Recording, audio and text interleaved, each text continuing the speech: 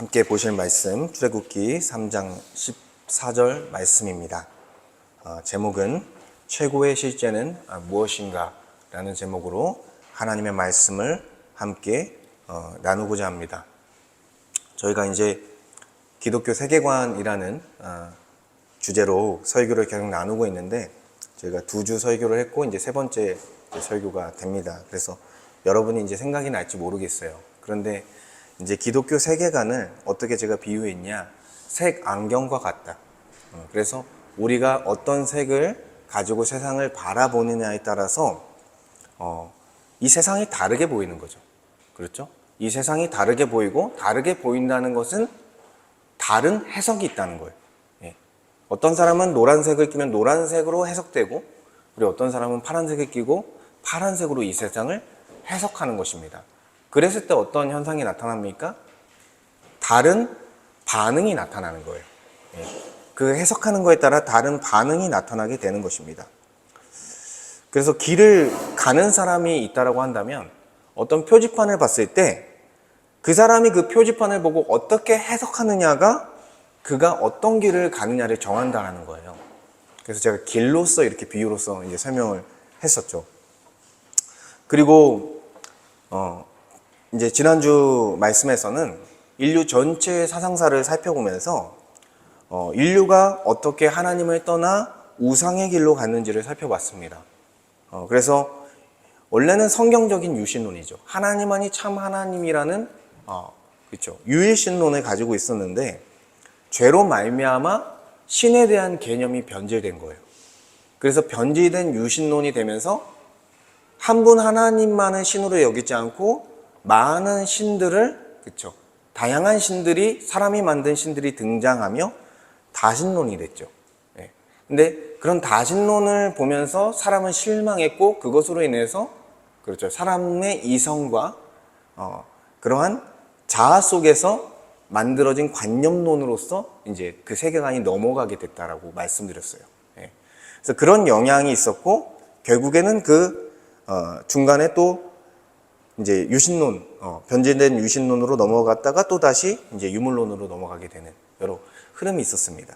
그래서 이제 유신론, 관념론, 유물론의 그런 순서로서 점차 하나님에 대한 그 관념들이 이제 바뀌기 시작한 것이고, 지금 우리가 살아가는 시대는 그 모든 것들이 지금 공존하는 혼란의 시기다 제가 말씀드렸어요. 유물론도 있고 관념론도 있고, 그리고 하나님을 향한 유신론, 그리고 변질된 유신론이 다 섞여 있는 그런 상황이다. 굉장히 혼란스럽죠. 그래서 내가 어떤 세계관을 가졌는지, 내가 어떤 신앙을 가졌는지 사실 점검하고 우리가 수정해야 할 필요가 있다라는 것입니다. 근데 오늘 이제 본격적으로 실제론, 무엇이 실제인가, 무엇이 실제로 존재하는 것인가라는 질문에 대해서 첫 번째가 최고의 실제는 무엇인가, 이 세상의 근원은 누구인가라는 그 질문을 좀 우리가 다루어 보려고 해요. 근데 이 최고의 실제를 파악하기 위해서는 우리가, 여러분이 어떤 것을 가장 두려워하는지를 생각해 봐야 합니다. 우리가 정말 두려워하는 게 뭔가. 그러니까 나에게 있어서 이것이 없어지면 내 삶이 무너질 것 같은 것이 무엇인가. 그게 여러분에게 사실 여러분이 최고로 생각하는 실제일 가능성이 높습니다. 왜요? 내가 그것이 없어졌을 때 가장 두렵기 때문에. 그래서 우리는 예수 그리스도를 믿고 하나님을 참 하나님으로 여긴다고 생각하지만 여전히 왜곡된 실제를 붙잡고 있을 수 있다라는 거죠. 그래서 첫 번째는 눈에 보이는 것들이 우리를 흔들 때 우리는 또 두려움을 겪게 되는 것입니다. 그러니까 눈에 보이는 것들, 우리가 일반적인 것들이죠. 내가 다니는 직장과 뭐 사업, 그렇죠, 너무나 중요하잖아요. 이것들이 무너졌을 때 내 인생이 쉽게 망한다고 생각하죠, 사람들이. 그리고 건강과 재산과 뭐 자녀의 성공, 이런 것들이 나의 삶을 흔들 때 우리는 대체로 두려움을 겪어요. 그렇죠? 무섭잖아요, 그런 것들이. 근데 이러한 두려움이 어디서부터 온 거예요? 하나님이 최고의 실제라는 그 믿음에서 온 것이 아니라 내 눈에 보여진 것들이 나의 삶을 지탱하고 있다고 생각했기 때문에 두려움을 겪게 되는 것입니다. 그러니까 이거는 하나님에 기반한 그런 두려움이 아니라, 그렇죠, 유물론, 내 눈에 보이는 것들을 내가 의지하며 살았기 때문에 나타나는 그런 두려움인 거예요. 또 내 안의 것들이 흔들릴 때 두려움을 겪기도 한다는 거예요. 내가 생각했던 계획이 있을 거예요. 여러분의 나름의 계획이 있죠. 여러분의 인생의 이제 로드맵을 정하고 지금 가고 있잖아요. 우리가 나이가 어떻게 되든지 앞으로의 일을 계획하면서. 근데 내가 정말 생각한 대로 가는 게 맞다라고 생각했는데 그 계획이 틀어졌을 때 우리는 두렵다라는 거예요.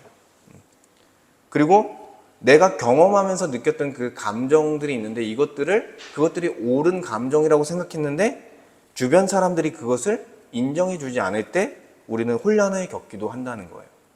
그리고 내가 지금까지 살아오면서 경험했던 것들, 그리고 상식과 논리들이 내 삶의 현장에서 그것들이 상식과 논리에서 그 현상이 벗어났을 때 어떻게 되겠습니까? 두려움을 겪게 되는 거예요. 도대체 어떤 일이 펼쳐질까? 내가 예상치 못하는 일들이 펼쳐지게 될 수도 있겠다라는 그런 두려움이 생기는 거죠.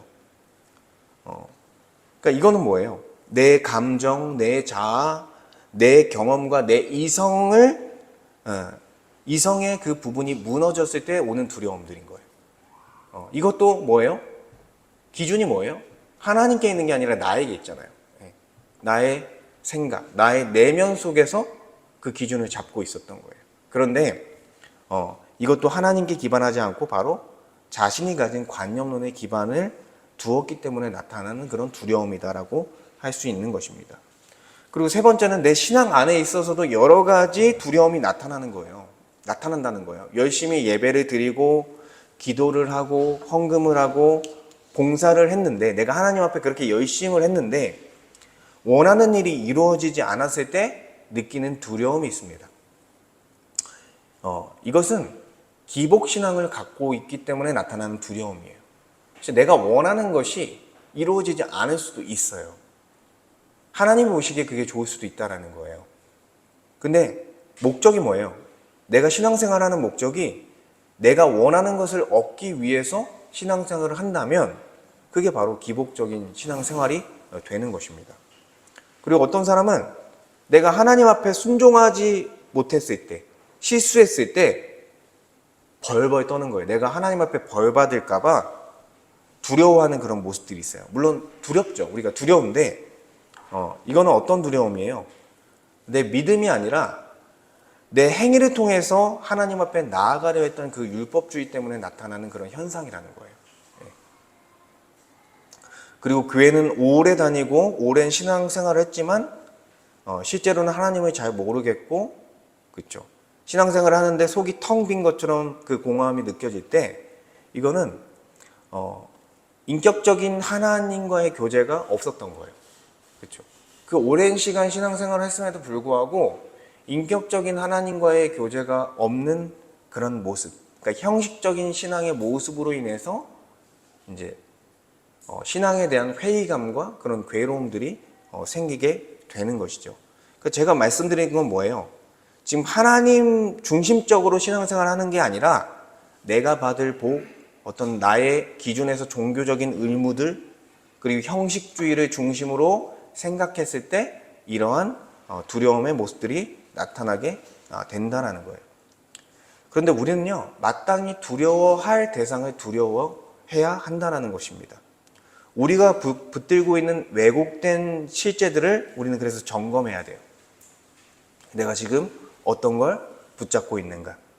참 하나님을 경외하는 자로 우리가 나아가야 된다는 것입니다. 그래서 오늘 설교를 통해서 참되고 궁극적인 실제이신 참 하나님을 우리 먼저 발견하기 원합니다. 그분이 어떤 분인지 알아야 되는 거죠. 그리고 하나님만을 붙들고 의지하는 신앙으로 우리의 신앙이 바로잡히기를 원합니다. 첫 번째로 최고의 실제는 자존하시는 하나님이시다라는 거예요. 오늘 본문을 제가 다시 한번 읽어보겠습니다. 하나님이 모세에게 이르시되 나는 스스로 있는 자니니라. 또 이르시되 너는 이스라엘 자손에게 이같이 이르기를 스스로 있는 자가 너를 너희에게 보내셨다 하라 이렇게 말씀하셨습니다. 그러니까 하나님은 스스로를 어떻게 소개하고 있어요? 나는 스스로 있는 자다. 그러니까 누구한테 어떤 대상에게 의존하고 있는 그런 존재가 아니라 내 존재에 대한 이유 자체가 누구 안에 있는 거예요? 나한테 있는 거예요. 하나님이라는 존재 자체가 누구에게 근거하고 있는 거예요? 자신한테. 근데 다른 우리 인간이나 다른 피조물들은 누구한테 의존하고 있습니까? 하나님이라는 존재에게 의존해 있죠. 우리의 시작과 우리의 삶 전체가 하나님께 의존되어 있다는 거. 우리가 하나님을 마음으로 의존하지 않을지라도 하나님 앞에 의존되어 있는 거예요. 우리의 삶 자체가.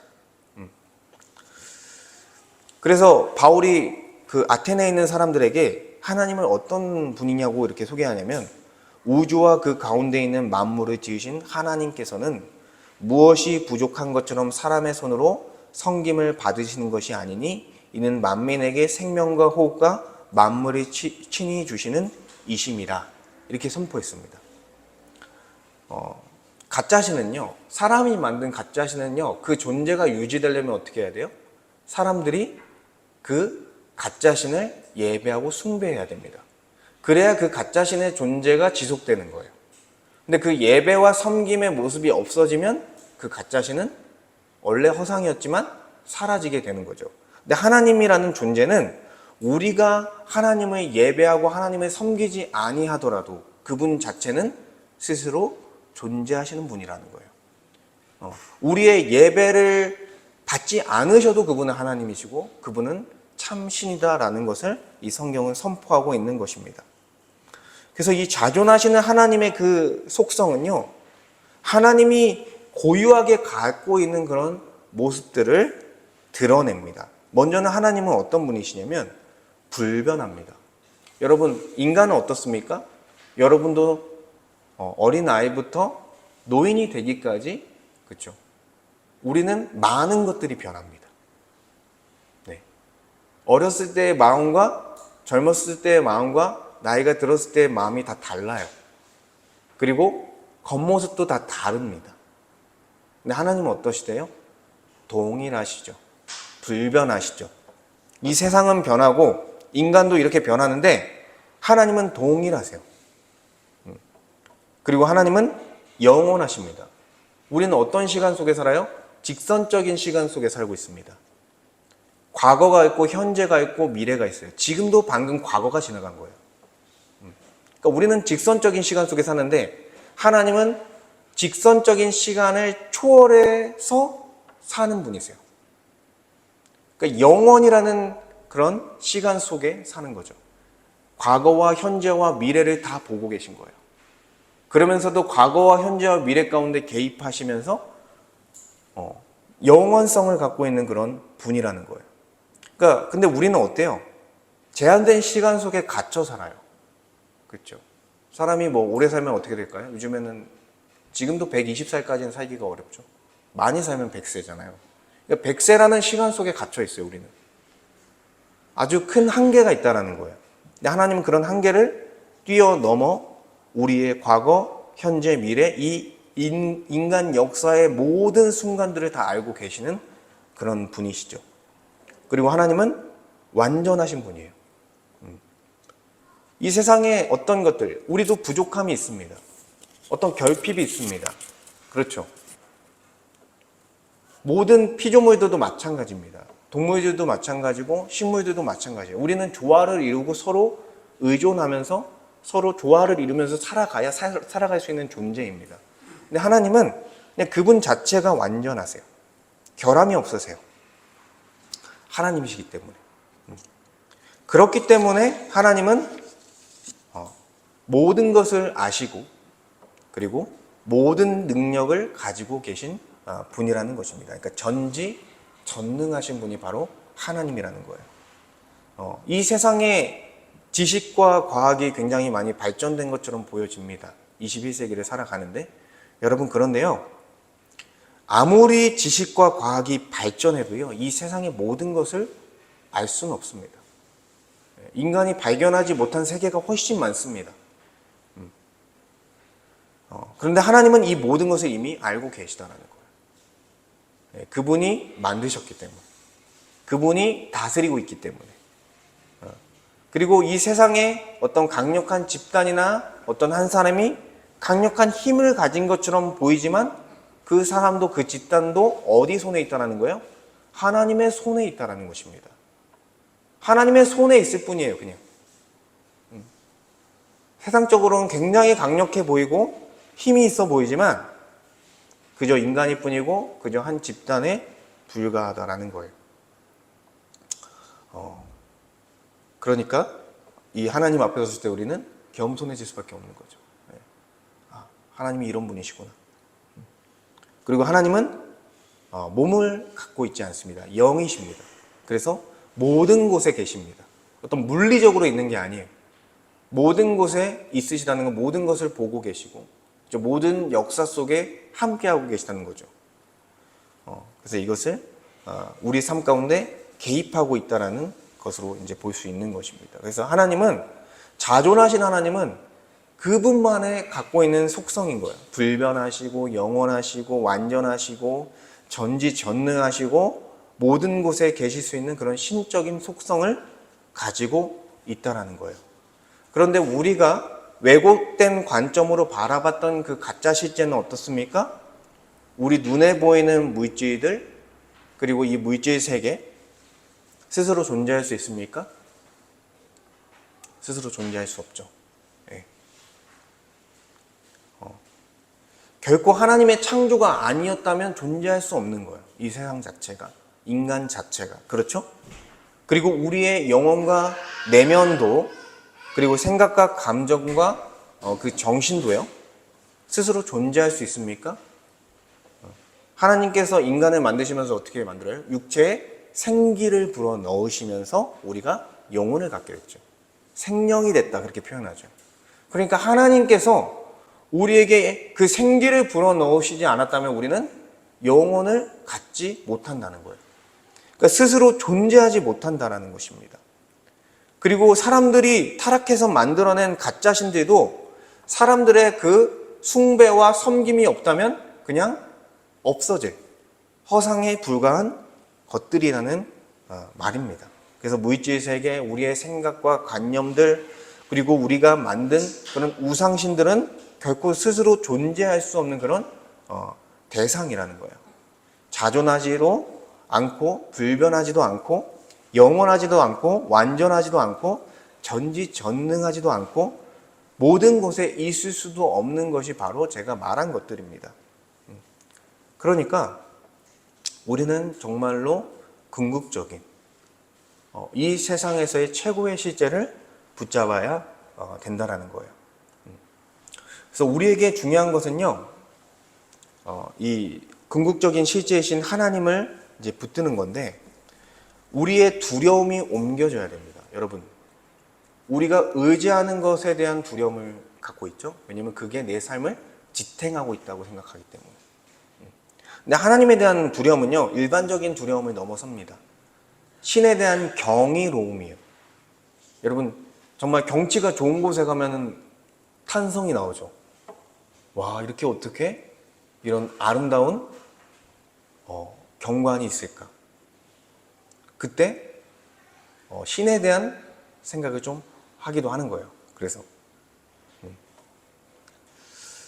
신 앞에 엎드릴 수밖에 없는 피조물의 자연스러운 경외감을 우리는 가져야 됩니다. 경외감이 신 앞에, 신을 향한 두려움이죠. 근데 이거는 긍정적인 거예요. 좋은 거예요. 근데 우리는 안타깝게도 하나님을 두려워하는 것, 하나님을 경외하는 것이 아니라 이 썩어질 피조물들을 두려워하고 있고 이 가짜들을 붙들고 있는 모습들이 있다는 거예요. 내 눈앞에 있는 그런 직장과 재물과, 그리고 내가 추구하는 그런 좌우명과, 그리고 하나님이 아닌 인간들이 만든 미신적이고 그리고 타 종교적인 것들을 의지한 채 사는 것이 우리의 현실입니다. 우리가 신앙생활을 하면서도. 이것들이 다 하나님으로부터 나왔는데 그 피조물들을 섬기고 있는 그런 모습인 거죠. 근데 예수님께서 어떻게 말씀하시냐? 마태복음 10장 28절에 보니까 몸은 죽여도 영혼은 능히 죽이지 못하는 자들을 두려워하지 말고 오직 몸과 영혼을 능히 지옥에 멸하실 수 있는 일을 두려워하라. 그러니까 마땅히 두려워할 분을 두려워하라는 거예요. 인간의 모든 생사화복을 주관하시고 인간에게 구원과 생명을 주실 수 있는 유일한 그 존재를 두려워하라는 것입니다. 그리고 이어지는 말씀에 어떻게 말하냐면 참새 2마리가 땅에 떨어져 한 아사리온에 팔리는 것도 누가 허락해야 가능하다는 거예요? 하나님께서 허락해야 가능한 일이라는 거예요. 그러니까 모든 일들이 누구의 손 위에 있다는 것입니까? 하나님의 손 위에 있다는 것을 보여주고 있는 것입니다. 그러니까 여러분의 인생도 마찬가지예요. 여러분의 삶도 마찬가지예요. 여러분의 인생과 여러분의 영혼은 하나님께 달려있는 거예요. 하나님께 달려있다는 거예요. 여러분이 지금 하나님을 믿지 않고 그것을 떠나서 다 하나님께 달려있습니다. 그래서 하나님을 우리가 그럼 경외한다는 건 무엇인가라고 했을 때 하나님만이 참 신이라는 것, 스스로 존재하는 신이라는 것을 인정하는 거예요. 그래서 이전에는 내 직장과 나의 재물이 흔들릴 때 그렇죠. 좌절하고 낙심했는데 이제는 자존하시는 하나님을 다시 바라보는 것입니다. 우리 삶은 불완전해요. 그렇죠. 고난이 생깁니다. 근데 그때 그 모든 것을 주관하시는 하나님을 의지하는 거예요. 그리고 내 마음이 공허할 때 어떤 신비적인 것을 찾고 심리학적인 것으로서 해결하려는 것이 아니라 정말 나의 마음을 채울 수 있는 하나님을 의지하는 것입니다. 우리 마음에 있는 공허의 공간은요, 다른 것으로 채울 수 없다는 거예요. 하나님이 계시는 자리라는 거예요. 그래서 우리는 하나님을 우리의 마음의 자리에 두어야 한다는 거죠. 그래서 잠언 1장 7절을 보면 여호와를 경외하는 것이 지식의 근본이라 라고 말씀하고 있습니다. 그러니까 모든 참된 지식의 출발점이 어디냐면 여호와를 경외하는 것, 여호와를 나의 참신으로 인정하는 것, 거기서부터 시작되는 거예요. 그래야 이 세상을 바르게 볼 수 있는 것입니다. 마땅히 경외할 자를 경외해야 우리가 세상을 바르게 볼 수 있게 되는 거예요. 근데 우리가 이제 하나님을 더 깊이 알아가야 돼요. 하나님을 우리가 평생에 알아가더라도 다 알 수 없습니다. 두 번째로 자존하시는 하나님은 어떤 분이시냐? 바로 삼위일체시다라는 거예요. 삼위일체시다. 아까 말씀드렸던 유물론, 물질이 세상을 움직이는 최고의 실제라고 생각하는 이 유물론은요, 어떤 인격이라는 것을 이야기하기가 어렵습니다. 물질, 원자 이런 걸로 인격과 인격이, 사람과 사람, 하나님과 사람이 어떻게 교제할 수 있는지를 설명하지 못한다는 거예요. 어떻게 사람과 사람이 사랑할 수 있는지를 유물론으로 설명할 수 없어요. 그래서 어떻게 설명합니까? 호르몬으로 인해서 어떤 화학적인 반응을 통해서 그런 사랑하는 그런 환상, 그런 것들이 생겨서 벌어지는 거다. 그러니까 다 설명이 안 되는 거고 충분하지도 않은 것입니다. 사랑을 해본 사람은 아는 거죠. 이게 얼마나 허황된 말인지. 그리고 이 관념론, 우리의 이성과 우리의 정신이 이 모든 세상의 최고의 실제라고 생각하는 이 관념론은요, 어떻게 주장합니까?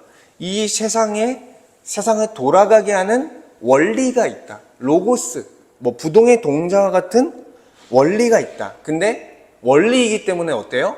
인격적인 소통이 불가능한 그런 거예요. 네. 그런 체계가 있다 이렇게 생각하는 거예요. 시스템이 있고 알고리즘이 있다라고 생각하는 거예요.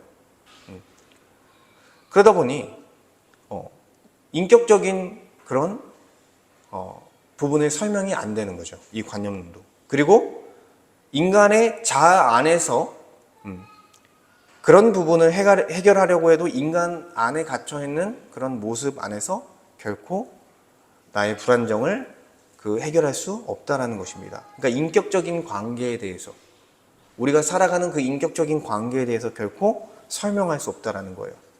그리고 변질된 유신론도 마찬가지입니다. 사람이 만든 거짓 신들도요, 이 세상에서 멀리 떨어져서 어떤 우리와 전혀 다른 세상에 존재한다라고 생각한다든지, 아니면 기계적으로 인간에게 복만해주는 그런 존재라고 여기면서 그냥 인간이 그런 존재를 생각하고 만든 거죠. 그러니까 거짓 신들과도 진정한 교제를 할 수 없어요.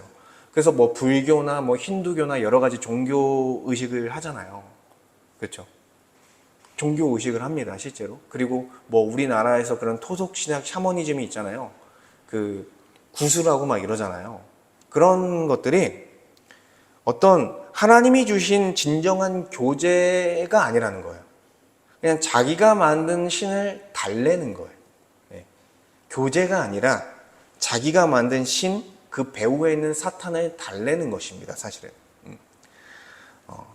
그러니까 인격적인 그런 관계에 대해서 설명을 할 수 없다는 거예요. 그런데 하나님은 인격적인 유일한 신이라는 거예요. 왜요? 그분이 조금 어려울 수 있지만 우리가 매주 고백하는, 그렇죠? 십계명, 사도신경에도 나와 있는 하나님은 삼위일체라는 거예요. 그러니까 뭐예요?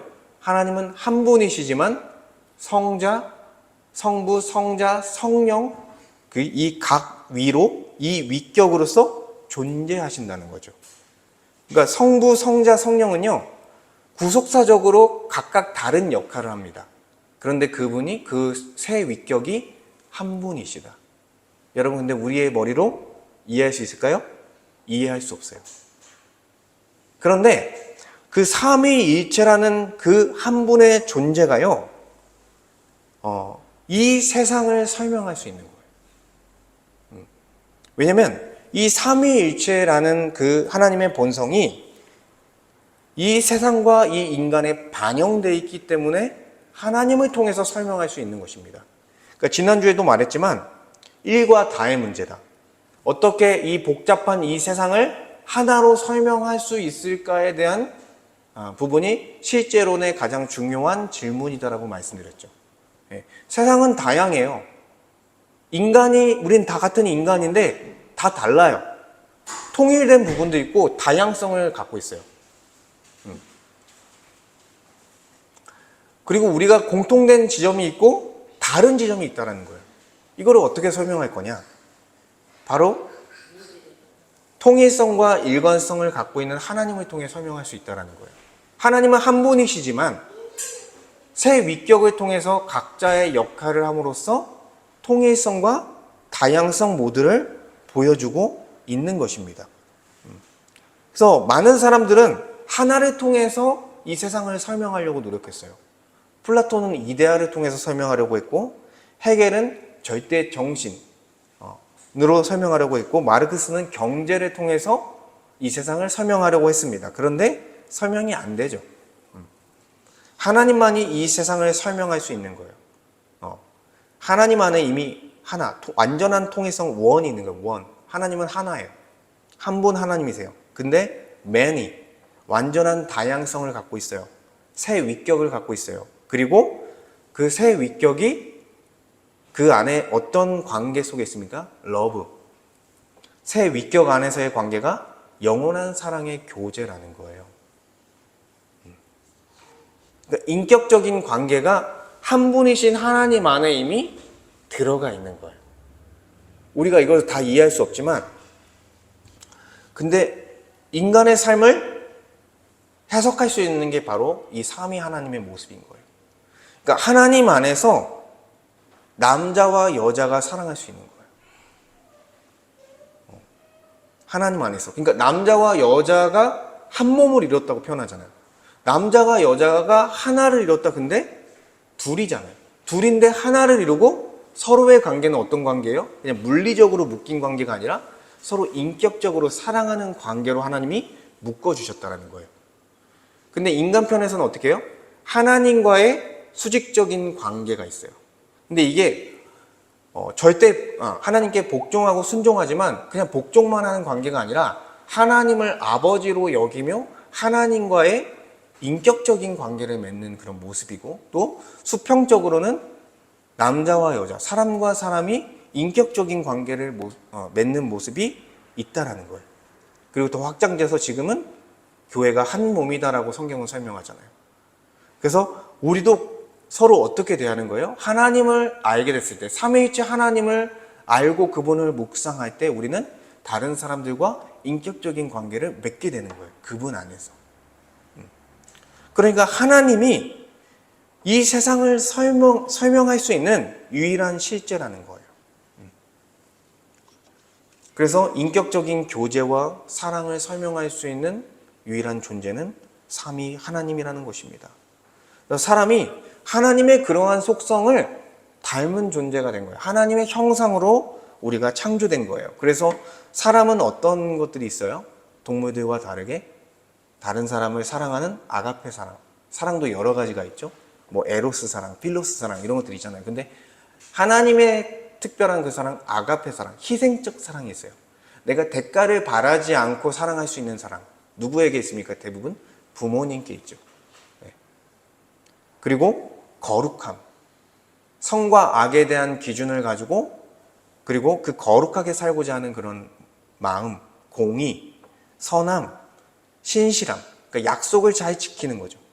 그리고 긍휼함, 다른 사람에 대한 긍휼함, 이런 것들이 우리에게 반영돼 있어서 우리도 인격적인 그런 존재인 거예요. 우리가 그런 생각을 하면서 선택을 하고 선한 선택을 추구하며 나아갈 수 있는 그런 존재로서 하나님이 우리를 창조해 주셨다는 거예요. 그래서 하나님의 형상을 입은 사람이 하나님과의 인격적인 그 수직적이면서 인격적인 관계를 맺고 사람들과 수평적이면서 그런 인격적인 관계를 맺을 수 있는 거예요. 하나이지만 그 안에 일과 다가 존재하는 그런 모습으로서 우리 인간 공동체는 지금 존재하고 있다라는 것입니다. 그래서 우리는 우리의 영혼의 자리에 삼위 하나님을 두고 하나님과 인격적인 교제를 나누는 것이 필요하다는 거예요. 여러분 이런 경험이 있죠. 사람들 속에 있는데 외로운 거. 여러분. 네. 지금 주변에 너무나 많은 사람들도 있고 나도 아는 사람들도 있고 한데 외로운 거예요. 그리고 가족들과 함께 있는데도 공허하고 교회를 오래 다녔는데도 그런 텅 빈 마음을 텅 빈 나의 그런 모습을 볼 수 있습니다. 왜 이럴까요? 이렇게 같은 사람들과 사는데 왜 그러냐면 그 자리, 그 텅 빈 자리는 사실 다른 걸로는 채울 수 없기 때문이에요. 우리 안에 하나님이 있어야 될 자리가 있다는 거예요. 인간에게는.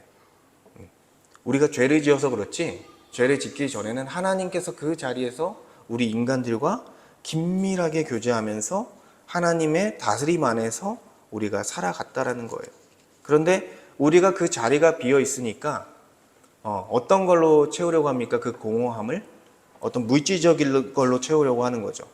돈을 많이 벌고 어떤 나의 좋은 직장과 나의 지위와 이런 것들을 통해서 그 텅 빈 마음을 채우려고 해요. 여러분 채워집니까? 물질을 아무리 쌓아도 내가 지위가 높아져도 그 텅 빈 마음은 해결이 안 되는 거예요. 네. 그리고 내 자아를 탐구하고 나의 감정을 다스리고 이러한 심리학적인 그런 접근을 통해서 나의 그런 마음들, 불안정한 마음들을 해결하려고 할 때 어떻게 됩니까? 오히려 더 공허해집니다. 잠깐 응급처치로 괜찮을 수는 있어요. 근데 오래 가지 못합니다. 그래서 지난주도 말씀드렸지만 오은영 박사님과 이호선 박사님 같은 분들이 심리학적인 접근을 통해서 대안을 제시하잖아요. 사람들의 인간관계나 그런 불안에 대한 문제나. 근데 응급처치예요. 그 마음의 문제는 완전히 해결할 수 없다라는 거예요. 그리고 우리가 교회에 나와서 어떤 참된 예배가 아니라 그냥 종교적인 의무를 가지고 여기 교회에 참여할 때 예배를 드리고 기도하고 봉사하고 이럴 때도 공허함을 느끼게 되는 거예요. 그러니까 하나님과의 인격적인 관계가 없으면 내가 교회에 나오더라도 하나님을 잘 모르고 하나님이 어떤 분이신지 모르고 예배 자리에 나왔을 때 얼마나 그쵸? 이 예배 자리가 어렵겠습니까? 예. 근데 물론 그렇더라도 그분에게 어떤 빛이 비춰준 거예요. 하나님이라는 작은 희미한 빛이라도 비춰져서 그 자리에 앉아 있는 거예요, 사실은. 그래서 하나님을 알 수 있는 기회가 생기는 것입니다. 그 예배 자리가 왔다는 것 자체가. 그렇지만 어쨌든 하나님을 알지 못할 때에는 여전히 하나님과의 인격적인 그 관계를 맺지 못한다는 것이고 결국 그 자신의 공허함을 채울 수 없다는 거죠. 그럼 우리는 어떻게 하나님과 교제할 수 있습니까? 바로 하나님의 말씀을 통해 교제하는 거예요. 성경은 다른 종교의 경전과는 다릅니다. 정말 진리입니다. 하나님을 만날 수 있는 통로가 말씀입니다. 말씀을 통해서 하나님께서 어떤 분이시고 어떤 은혜를 우리에게 베푸셨는지를 볼 수 있는 거예요. 그리고 두 번째 방법은 기도입니다. 그 말씀을 기도로 받는 거예요. 그 말씀을 생각하고 기도하고 또한 알게 해달라고 간구하고 또한 우리의 인생 속에 살아가면서 어떤 문제를 만났을 때 어떻게 합니까? 나도 모르는 신을 찾을 때가 있잖아요. 뭐 어떤 분은 하나님, 부처님, 뭐 알라신 다 찾잖아요. 근데 그게 신에 대한 인식이 시작되는 거예요. 그때부터. 내 인생은 내 힘으로 헤쳐나갈 수 없는 거구나. 그때 신이라는 존재를 찾게 되는 거죠. 물론 하나님이 아니겠죠. 그때는 하나님이 어떤 분인지 모르지만. 근데 그런 과정 속에서 하나님을 알 수 있는 기회들이 생기게 된다는 것입니다. 그리고 예수를 믿는 자들에게는 하나님께서 성령을 내주하게 하셔서 성령을 보내주셔서 계속해서 하나님과 교제할 수 있는 은혜를 베풀어 주신다는 거예요. 계속해서 우리를 잡아주세요. 나의 욕심과 나의 쾌락을 쫓아가는 나의 그런 두 마음이 있잖아요. 한 마음이 그렇게 갈 때 하나님은 성령을 통해 다시 말씀을 가르쳐 주시고 다시 바른 길로 갈 수 있도록 우리를 인도해 주신다는 거예요. 여러분이 그런 경험들이 있을 거예요. 그래서 하나님을 우리 안에 두어야 한다라는 것입니다. 그리고 인격적인 이 교제를 통해서 계속해서 하나님을 알아가는 거예요. 여러분 영생이 뭔지 아십니까? 영원히 사는 게 영생이 아닙니다. 성경에서는 요한복음 17장에 보면 영생은 곧 유일하신 참 하나님과 그가 보내신 자 예수 그리스도를 아는 것이다 이렇게 말씀하고 있어요. 영생이 뭐라는 거예요? 하나님을 더 아는 거예요. 하나님을 더 안다는 건 뭐예요? 하나님과 더 긴밀히 교제한다는 것이고 하나님의 다스림 속에서 온전히 살아간다는 말이에요. 그게 복되다라는 것입니다. 그래서 영생은 그냥 단지 천국 가는 게 아니에요. 이때부터 시작되는 거예요. 하나님을 알고 예수 그리스도를 알고 그분을 알므로써 그분과 교제함으로써 말씀의 자리에서 기도의 자리에서 교회로서 함께 살아가면서 하나님이 어떤 분이신 것을 알면서 그때 기쁨과 평안이 솟아나오게 되는 것입니다. 실제로 전에는 경험하지 못했던 평안과 기쁨이 솟아나게 되는 것입니다. 그리고 세 번째로 하나님은 창조주의자 이제 주님이라는 거예요. 조금 분량이 많긴 한데 이제 우리는 굉장히 복음주의적인 신학을 추구합니다. 저도 그렇고 성경에 근거한 신학들을 추구하는데 역사적인 흐름 속에서 지금도 큰 신학계에서는 많은 영향을 미치고 있는 게 바로 자유주의 신학이에요. 자유주의 신학. 이 자유주의 신학에서는 하나님을 어떻게 생각하냐면 이것을 이신론이라고 해요. 이신론. 그러니까 하나님은 이 창조 세계를 만드셨지만 이 세상을 돌아가게 하는 원리만 두시고 지금은 이 세상을 떠나 있다. 다른 세계에 존재하고 있다라고 생각하는 거예요. 네. 그러다 보니 비유하자면 그거예요. 시계를 만들고 시계가 저절로 돌아가게 시계를 만들고 그 시계공은 이 세상 그 시계와는 완전히 다른 곳에 있다라는 것이죠. 그렇게 생각했을 때 어떤 것을 믿지 못하게 되냐면 하나님께서 실제로 우리 인생 가운데 개입하시고 나의 문제를 해결하시고 기적을 일으키는 것을 믿지 않게 되는 거예요. 그럼 어떤 현상이 일어나요? 기도하지 않게 되는 현상이 일어나는 거예요. 우리 신앙생활도 그러니까 이신론이라는 거 지금 처음 들었어도 내가 왜 기도 안 하지? 내가 왜 하나님께 기도를 안 하는가 생각해 봤을 때 이러한 철학에 빠져 있는 거예요. 하나님은 내 인생에 개입하지 못하는 분이시구나. 나의 인생을 바꿀 수 없는 분이구나. 그냥 멀리 계신 분인가 보다. 그런 생각 속에 있기 때문에 기도하지 않은 거예요. 근데 이 사람들이 성경에 어떤 것만 쏙쏙 빼서 적용하냐면 도덕적인 것. 그러니까 도덕적인 것만으로서 착한 사람으로만 사는 것으로서 충분하다라고 생각하면서 위안을 삼아요. 그런 신앙의 모습이 나타나는 거예요.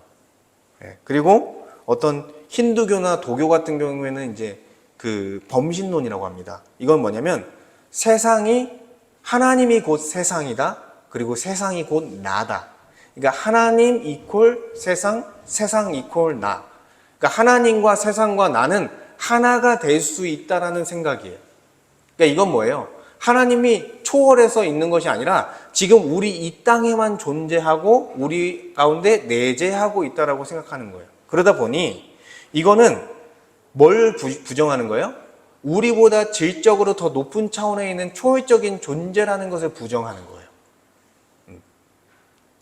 그래서 이러한 범신론의 영향을 받은 기독교인들은 어떻게 하냐면 기도하면서 하나님의 차원에 이루고자 하는 생각으로 기도해요. 이거를 고양이라고 해요. 고양. 정신이 고양되는 쪽으로 기도해요. 이것과 비슷한 것이 명상, 이런 거예요. 그러니까 하나님의 차원에 내가 이르기 위해서 기도하는 거예요. 근데 이렇게 기도하는 사람 기도 많이 합니다. 기도를 굉장히 많이 해요. 근데 어떤 줄 아세요? 성경과 거리가 멀고 교만합니다. 그러니까 이러한 잘못된 신앙으로 빠지게 되는 거예요. 그러니까 하나님은 우리를 초월해서 질적으로 우리와는 다른 그런 신이라는 존재이지만 그렇지만 우리 가운데 내려오셔서 찾아오셔서 우리 인생 가운데 역사하고 있다는 것을 이 두 가지 측면을 다 우리는 받아들여야 되는 거예요. 근데 한 가지에 치중될 때 기도를 하지 않는 그런 무미건조한 신앙으로 빠지든 아니면 기도는 하는데 하나님처럼 하나님의 위치에 서고자 하는 그런 모습으로 변하게 되는 것입니다. 그래서 하나님은 어떤 분이시냐고 이 성경은 얘기하고 있냐면 하나님은 창조자라는 거예요. 여러분, 태초에 하나님이 천지를 창조하시니라. 이 세상은 누구로부터 왔다는 거예요? 하나님으로부터 왔다는 것입니다. 여러분, 진화론에서 주장하는 우연의 산물이 아니에요, 이 세상이. 여러분, 우연의 산물이 아닙니다. 그 기원도, 그 시작도, 우리의 도덕도, 우리가 사랑하는 것도 설명할 수가 없어요. 그리고 어떤 목적도 없이 그 빅뱅이 터져서 만들어진 결과도 아니라는 거예요. 하나님은 분명한 의도와 목적을 가지고 이 세상과 사람을 만들었다는 것입니다. 그리고 뭘로 만드셨어요? 말씀으로 세상을 만드셨어요. 말씀으로. 아무것도 없는 것을 무로부터 세상을 만드셨다는 것입니다.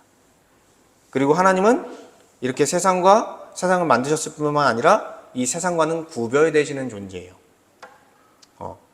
그래서 제가 그때도 많이 설명했는데 이 세상의 피조물을 다 합쳐도요 하나님보다 가치가 떨어져요. 왜요? 그 신 하나의 가치를 이 피조물 전체 합한 값이 이길 수 없는 거예요. 왜요? 이분을 통해서 만들어졌기 때문에. 그러니까 그분은 우리와 질적으로 완전히 다른 존재라는 거예요. 하나님 자체가. 그러니까 우리가 의존할 수 있는 거예요. 그런데 하나님은 그런 초월적인 존재인데 동시에 우리의 주님이 되어 주신다는 거예요. 그러니까 우리 가운데 내려와서 우리의 인생을 다스리고 인도해 주시는 그런 분이시다는 거예요. 먼저는 보존해 주세요. 우리의 인생을. 우리의 숨이 쉬어질 수 있게 하고 우리가 생활을 할 수 있게 하고 심지어 예수님을 믿지 않고 하나님을 믿지 않는 사람들의 인생까지도 개입하시면서 그들이 살아갈 수 있는 생명을 매일같이 주기 때문에 우리가 숨을 쉬고 오늘 사는 거예요. 여러분의 힘으로 살아갈 수 없어요. 그리고 하나님은 피조물의 활동과 협력하십니다. 그러니까 하나님이 인간에게 주신 복 중에 가장 큰 게 뭐예요? 선택을 할 수 있는 거예요. 그게 바로 인격적인 거예요. 그러니까 자유의지를 갖고 내가 선택할 수 있다는 것은 그런 인격적인 존재라는 거예요. 그러니까 인격적인 존재의 모습을 부여하셨고요. 그런 선택을 할 때 하나님은 협력해 주신다는 거예요. 그래서 인간이 그런 선택을 하지만 제한적인 선택이죠. 예, 그런 자유를 주신 거죠. 어떤 범위에서. 그렇지만 나머지 하나님이 역사하신 영역에서는 여전히 하나님이 협력하시면서 인간이 그 선택한 길을 잘 갈 수 있도록 돕고 계시다라는 거예요. 그리고 하나님은 우리를 통치하시는데 우리의 목적에 맞게 갈 수 있도록 우리를 이끌어 가십니다. 우리의 존재의 목적이 뭔지 아세요? 하나님을 예배하는 거예요.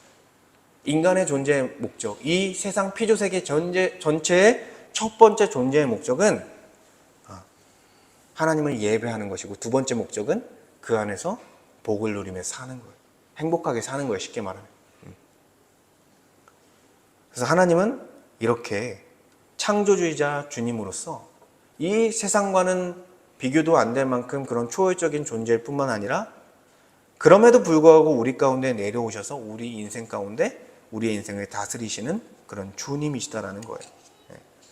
그래서 히브리서 13장에서 15절을 보면 내가 결코 너희를 버리지 아니하고 너희를 떠나지 아니하리라 이렇게 말씀하고 있습니다. 그리고 마태복음 28장 20절에 볼지어다 내가 세상 끝날까지 너희와 항상 함께 있으리라 이렇게 말씀하셨어요. 그러니까 우리는 결국 누구를 붙들어야 되는 거예요? 우리의 인생이 하나님의 손에 있구나. 그리고 하나님께서 우리를 다스리고 있다는 사실을 붙들어야 되는 것입니다. 여러분에게 일어나는 희노애락이요 아무 의미가 없는 게 아니에요. 여러분을 더 성숙하게 만들고 여러분을 더 좋은 길로 만들고 여러분을 더 하나님과 교제할 수 있는 그런 존재로 나아갈 수 있게 하기 위한 하나님의 섭리가 있는 것입니다. 제가 그걸 다 설명해 드릴 수는 없죠. 우리 인생에 큰 문제가 일어나더라도 하나님의 섭리가 있는 거예요. 지금 알지 못하더라도 그 섭리를요 15년, 20년, 30년이 지나서 깨달을 때가 있습니다. 하나님께서 왜 그때 그렇게 고통스럽게 하셨을까? 근데 10년이 지나고 20년이 지나고 30년이 지나니까 그때 그러한 사건이 있었기 때문에 내가 지금 이러한 신앙을 갖고 하나님을 믿을 수 있게 되었구나라는 쪽으로 우리가 그거를 해석하게 되는 거예요. 그러니까 지금 해석되지 않는 것도 있는 거예요. 그렇지만 중요한 건 뭐예요? 정말 우리의 인생을 돌보시고 이끄시는 분이 하나님이시라는 사실이에요. 심지어 내가 예수를 믿지 않고 하나님을 모른다 하더라도 나의 인생을 지탱해 주시는 분이 하나님이다라는 거예요. 그래서 우리는 그분을 참된 주님으로 나의 왕으로서 붙들고 나아갈 때 그때 우리의 상황과 환경을 뛰어넘는 역사가 일어납니다, 여러분. 다시 일어날 수 있는 힘이 생기는 거예요. 그런 낙심하고 좌절할 수밖에 없는 상황에서 다시 일어날 수 있는 힘이 생기는 거예요. 하나님이 있고 하나님이 나의 삶을 이끌어 가기 때문에 그것에 대한 확신이 정말 흔들리지 않는 평안으로 나에게 주어지는 거예요. 정말 근본적인 평안이 돼서 그 불안정한 마음이 안정되어져서 다시 일어날 수 있는 그런 삶으로 나아가게 되는 것이죠. 그러니까 이게 엄청난 것입니다. 사람은 연약해서요, 많은 고난들을 겪으면 주저앉을 수밖에 없어요. 그런데 하나님이 그 주저앉은 데에서 다시 일어날 수 있는 은혜를 주시는 거예요. 오늘 좀 길었지만 우리 세 가지를 살펴봤습니다. 하나님은 어떤 분이시다? 자존하시는 분이다. 스스로 계시는 분입니다. 아무것도 의존하지 않는 분이세요. 그렇기 때문에 그분만이 우리의 진정한 의존의 대상이 된다라는 거예요. 그리고 하나님은 두 번째로 삼위일체이십니다. 그래서 인격적이고 사랑이십니다. 우리가 해석할 수 없는 이 세상을 해석할 수 있는 유일한 분이 삼위일체 하나님이세요. 통일성과 다양성을 갖고 있는 그런 유일한 존재이기 때문에. 그리고 그분의 그 안에서의 인격적인 사랑이 우리에게 하나님의 형상인 우리에게 전달되어져서 우리도 그러한 인격적인 존재로 살게 하신 것입니다. 그리고 하나님은 창조주의자 주님이십니다. 창조하셔서 멀리 떠난 것이 아니라 우리 인생 가운데 찾아오셔서 우리의 인생을 다스리시고 인도하시는 분이 바로 하나님이라는 거예요. 그래서 우리는 최고의 실제이신 그 하나님을 붙들어야 되는 거예요. 그분을 의존해야 되는 거예요.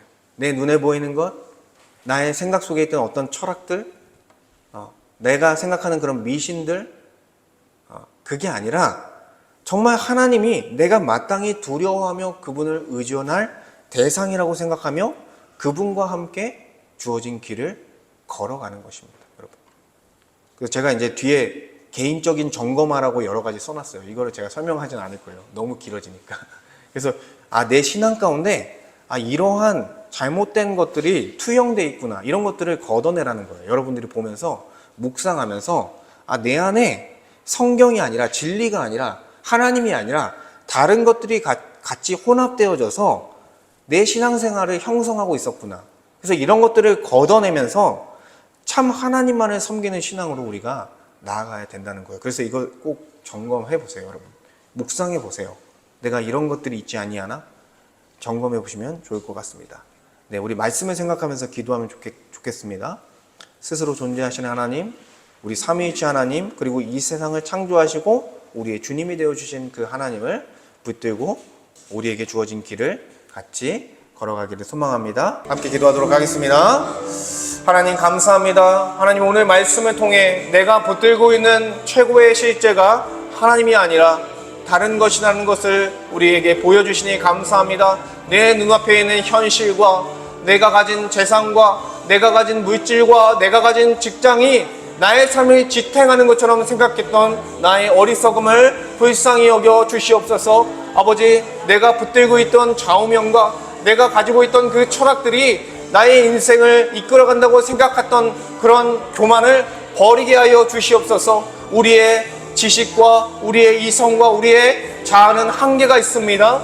정말 주님, 우리는 그저 피조물일 뿐입니다. 우리 안에서 답을 찾을 수 없습니다. 아무리 우리가 머리를 쥐어짜고 우리가 정말 이 인생을 풀어내려 해도 우리의 힘으로는 불가능합니다. 주님, 우리의 어리석음을 보게 하여 주시옵소서. 그리고 우리가 만든 여러 가지 정말 거짓 신을 붙들며 또한 정말 우리가 미신적인 것으로서 아버지 하나님, 하나님이 아닌 다른 것을 붙들며 나아갔던 우리의 모습들이 있습니다.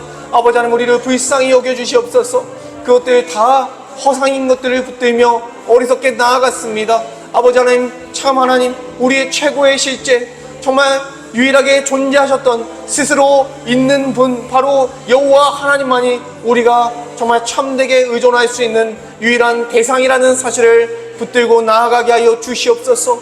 아버지, 또한 우리의 모든 것들을 해석할 수 있는 삼위일체 하나님으로서 통일성과 또한 주님 다양성을 가진 존재로서 우리가 가진 통일성과 우리의 다양성을 설명할 수 있는 유일한 존재, 그 하나님이 반영된 우리의 존재를 보게 하시며 하나님 안에서 우리를 발견하게 하여 주시옵소서. 하나님 안에서 인격적인 존재로서 살아갈 수 있게 하나님의 형상으로 만드신 그 은혜를 보게 하여 주시옵소서.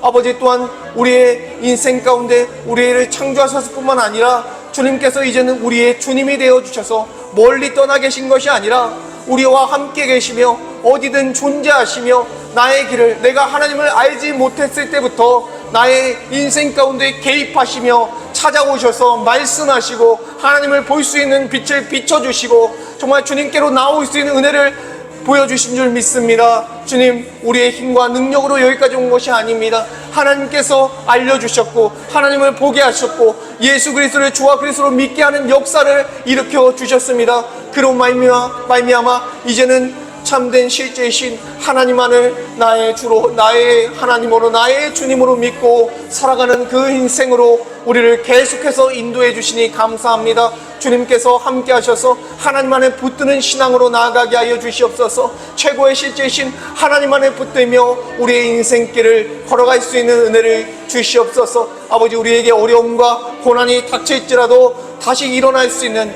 예수 그리스도의 부활 생명을 통해 다시 일어날 수 있는 힘을 주시고, 아버지 하나님을 의지함으로써 다시 발을 떼고 나아갈 수 있는 은혜를 허락하셔서 주님 안에서 능력으로, 주님 안에서 주님이 주시는 참된 평안, 정말 흔들리지 않는 그 평안을 가지고 살아갈 수 있는 은혜를 베풀어 주시옵소서.